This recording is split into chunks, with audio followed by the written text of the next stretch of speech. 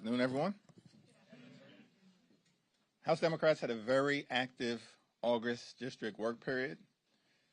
We held more than 1,000 different events all across the country, interacting with everyday Americans who we are privileged to represent. We talked about the economy, we talked about health care, and we talked about cleaning up corruption here in Washington, D.C.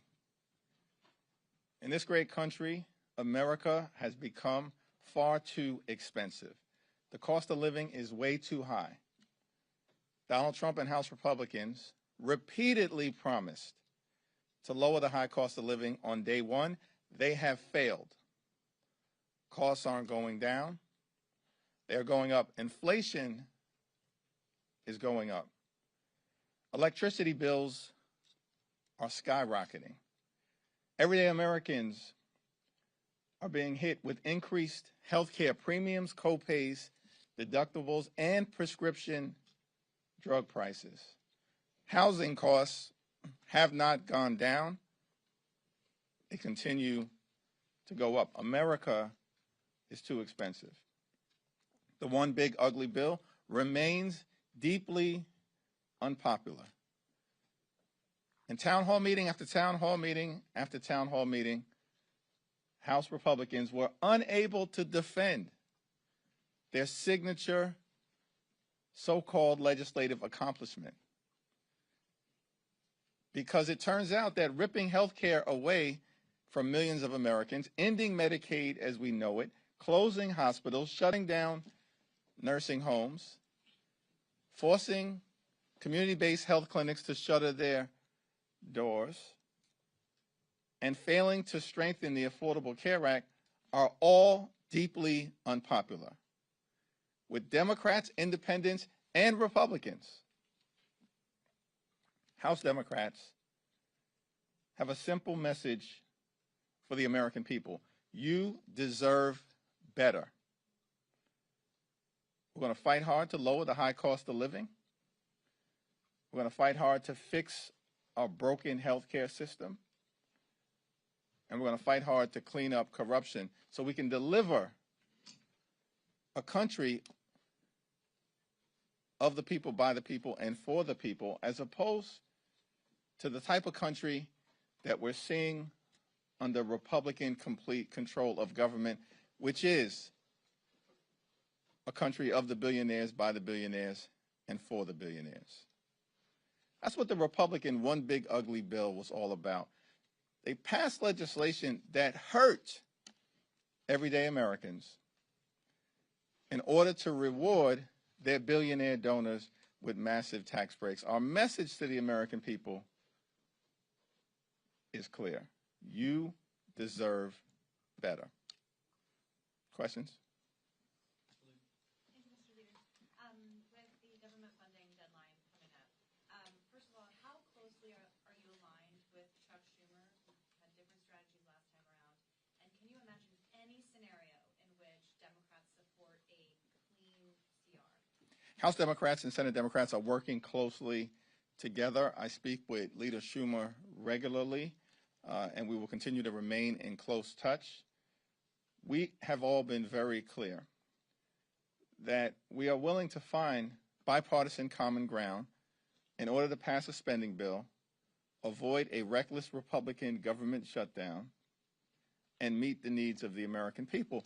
But that spending bill has to be both bipartisan, a product of negotiation, and it's got to serve the interests of the American people in terms of their health, safety, national security, and economic well-being. The ball is in the court of the Trump administration and Republicans, because if they continue to proceed down the lane of trying to jam a partisan bill down the throats of the American people without working with Democrats in the House or the Senate, our position will be the same as it was in March. We will not support a partisan spending bill put forward by Republicans that hurts everyday Americans. So a clean CR is off the table. Clean CR is one of the things that will be the subject of any Four Corners negotiation, but there has been no Four Corners negotiation. Welcome back, Mr. Leader. The Speaker said the two of you spoke recently about government funding here. From a policy perspective, what is your red line? We had an opening conversation last week about the importance of trying to find common ground where possible in order to meet the needs of the American people. But in that conversation, I also made clear we're not going to support partisan funding legislation, period, full stop. We're not going to find ourselves in a situation where Republicans at the 11th hour present a partisan spending bill that hurts everyday Americans, hurts children, hurts veterans, hurts seniors, and hurts the very people who this government should be helping. And then Republicans expect that we are just going to fall in line like they do all the time to Donald Trump's extreme agenda. That's not happening. We've been very open and honest about that publicly and in our private conversations. We had a general conversation as it relates to meeting the needs of the American people in a bipartisan way with a focus on the areas of the economic well-being of the American people, the health of the American people, the public safety of the American people, and the national security of the American people. Those are the four issue areas that have been a constant source of discussion. Thanks. We'll go to the back first.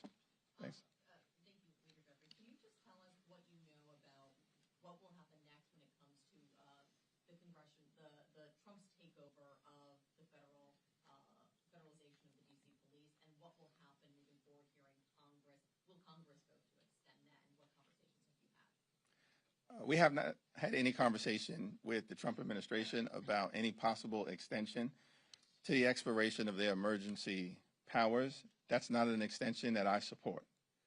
It's my expectation that this week, when we meet as House Democrats, both in caucus and during any whip conversations that we have, we'll explore that issue further. But there's been no effort by the Trump administration to justify any extension of the emergency powers that were probably the result of Donald Trump trying to figure out a way to change the topic, given his deep unpopularity, the failing of this administration to do a thing about lowering the high cost of living, and the fact that the one big ugly bill is incredibly unpopular, and Republicans have been unable to do anything during the August district work period to reverse that reality. Thank you, Mr. Leader. Treasury Secretary Scott said over the weekend that President Trump is thinking about calling an emergency for declaring a housing emergency to give him special powers to lower the cost of housing. As you mentioned, there's an affordability crisis there. He's used this emergency power on crime. You just talked about D.C. crime. We've seen it on immigration. We've seen it on tariffs and trade. What are your thoughts about the president using emergency powers to unilaterally take action on issues that Congress has failed to do so? And do you believe that the housing crisis is so severe that he should be using emergency powers to address it? It's not clear to me what emergency powers Donald Trump seeks to utilize or what his solution would be in terms of dealing with the housing unaffordability issue that is plaguing far too many Americans across the country. Donald Trump promised that he would lower housing costs on day one. Here's a suggestion for the Trump administration. Try to legislate. And maybe we can find common ground in order to get something done on behalf of the American people. The notion that Donald Trump and the administration would use emergency powers to address a housing crisis that has existed in this country since day one of his administration and he's done nothing about is a joke.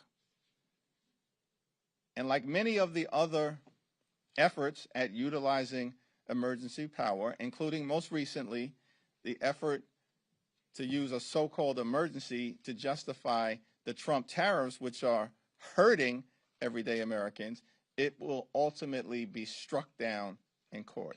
That's the reality of how Donald Trump has approached governing during his administration.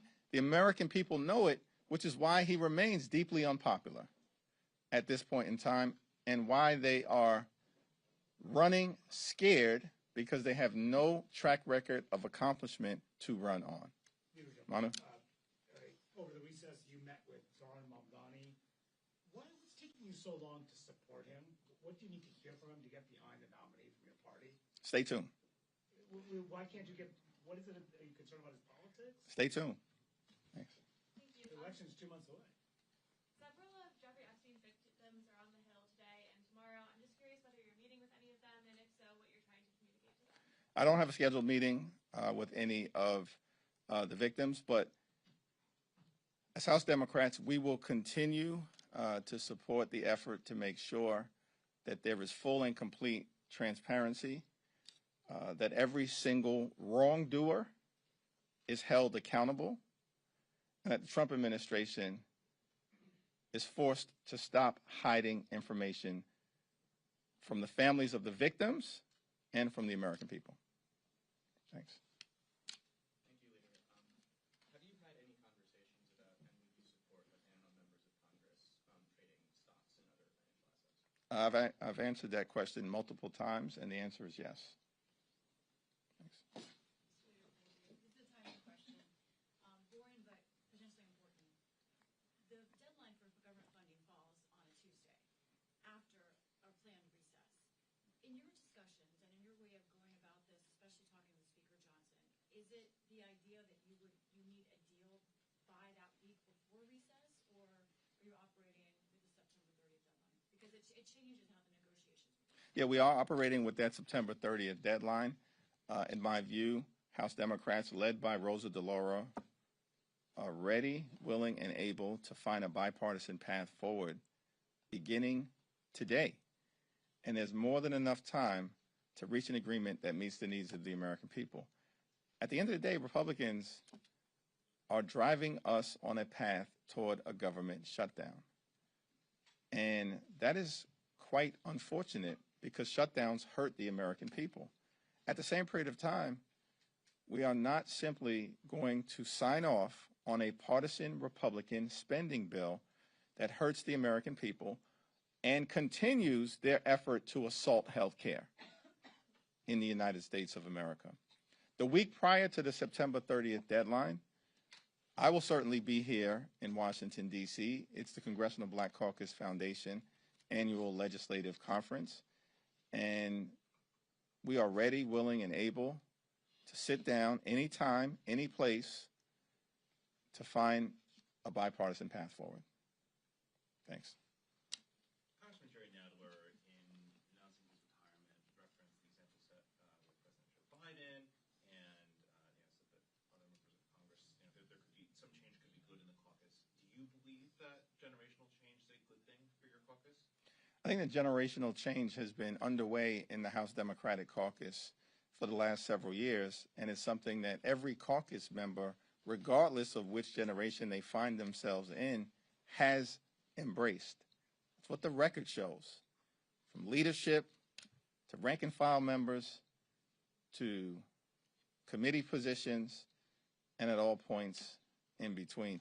Congressman Jerry Nadler is a legend, and I had the opportunity to speak with him yesterday and thanked him for his service, friendship, and mentorship. He's been one of the leading voices for civil liberties, civil rights, and the Constitution in modern American history. And we look forward to continuing to serve with him over the next 16 months and continuing to stand on his broad, legendary shoulders. Four of your members have now said that they will not be taking PAC donations for their campaigns. I'm just wondering if you agree with that. I'm going to continue to raise money in the way that I've been raising money since my arrival in the United States Congress. I'm proud of the fact that the average contribution to my reelection campaign is $28 a person. That's the average contribution. If you want to write about anything, write about that, because it's lower than almost any other member of Congress in the country. And that's the way that I will continue to raise money. In fact, that average contribution of $28 per person is lower than any of the nominees who are running for mayor in New York City. Any of them, based on what was recently disclosed. Thank you, Mr. Leader. You said that you would be opposed to having an extension of the National Guard's presence here. Since the crackdown began, carjackings have dropped 66%, and robberies have dropped 28%, and violent crime 15%. And you've been opposed to this since their presence here began, but are Democrats finding themselves on the wrong side of this issue at all with such reports? You know, I mean, they're a bit beneficial. I had a very good conversation with the mayor of the District of Columbia. I'm going to continue to support her position. Every single area of criminal activity that you mentioned was on the way down prior to the arrival of the National Guard. I'm going to continue to personally support the Metropolitan Police Department of the District of Columbia.